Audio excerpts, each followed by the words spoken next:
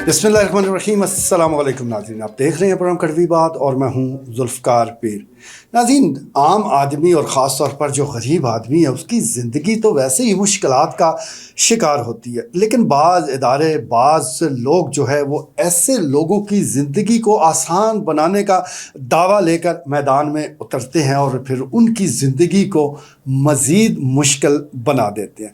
मेरा इशारा जो है वो किस्तों पर अशिया देने वाले की तरफ है, जो ये कहते हैं कि ये जो अशिया आप यकमुश्त ख़रीदने की इस्तात नहीं रखते तो आइए हम आपको किस्तों पर दे देते हैं।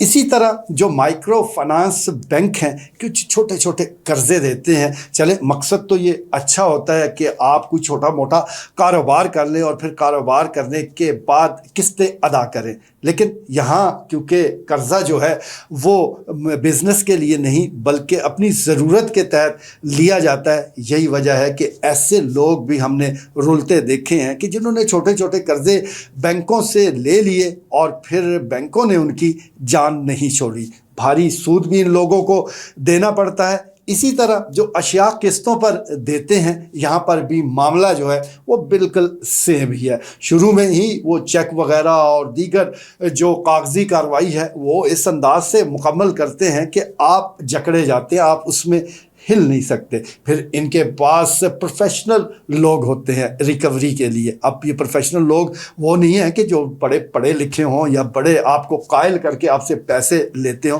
बल्कि उनके मसल्स, उनकी ज़बान, उनका एक्शन ऐसा होता है कि आप पैसे देने पर मजबूर हो जाते हैं। बिल्कुल ऐसा ही ये जो छोटे छोटे कर्ज़े देने वाले बैंक हैं, इन्होंने भी इन्हीं लोगों की खदमात ले रखी होती हैं और अगर इनके पास अपने बंदे भी मौजूद हैं तो रिकवरी के लिए अलग अमला होता है। उन्हें इस बात से कोई गर्ज नहीं कि वो ख़वातीन से बात कर रहे हैं या मर्द है या बच्चा है, महल्ले में कौन सुन रहा है कौन नहीं सुन रहा। उनकी ये कोशिश होती है कि लोग ज़्यादा से ज़्यादा सुने, इनकी बेइज्जती हो, तभी ये पैसे वापस करेंगे। अब यहाँ पर सवाल उठ सकता है कि भाई आपने एक चीज़ ली है तो फिर ही हम पैसे मांगने आए हैं। इसी तरह अगर बैंक से आपने लोन लिया है तो फिर ही आपसे किस्तें वो देने का मुतालबा हो रहा है। दुरुस्त बात है, इसमें तो कोई दो राय नहीं है, लेकिन उससे पहले जो आप ग्राहकों को अपनी तरफ राग़ब करते हैं, जो उनको इस बात की तरगीब देते हैं, अब उसका क्या।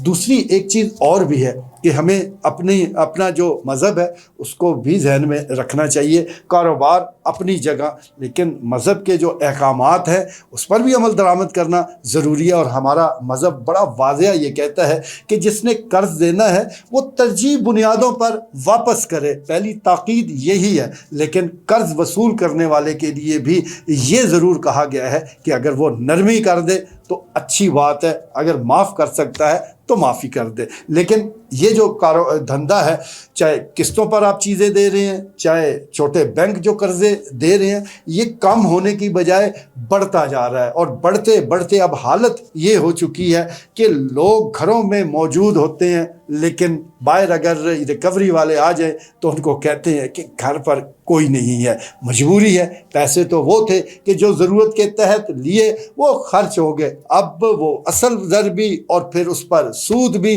कहाँ से अदा होगा। तो जब अदायगी नहीं हो पाती तो फिर हकीकत से फरारी इख्तियार किया जाता है। आज ही इत्तफाकन मुझे एक गुफ्तगू सुनने का मौका मिला। ये बिल्कुल वही लोग थे जो कि रिकवरी के लिए निकलते हैं, पूरी गली में मौजूद थे और वो साहब बहादुर जो कि बाकायदा सूट पहने हुए थे, टाई शाई भी लगाई हुई थी, लेकिन उनका हुलिया और उनकी ज़बान बिल्कुल अलग थी। ज़बान से शोले निकल रहे थे और जिससे वो मुखातब थे उसको धमकियां भी मुसलसल दे रहे थे कि आप जहाँ भी हों हमारी पहुंच से दूर नहीं है, आपको पछताना पड़ेगा, आप हमारे पैसे लेकर कहीं भाग नहीं सकते। भागता है भी कोई नहीं, गरीब आदमी ने कहाँ भाग कर जाना है। एक और सवाल मेरे जहन में ये ज़रूर आता है, ऐसी सख्ती, ऐसे लहजे को देखकर कि ये जो बड़े बड़े कर्ज़ लेते हैं, ये जो अरबों खरबों के कर्ज़ लेकर उनमें बेशतर माफ़ भी करवा लेते हैं, ये निगरान, ये अमला, ये मसल्स वाले लोग, ये ज़बान दराज लोग ان کی طرف کیوں نہیں جاتے؟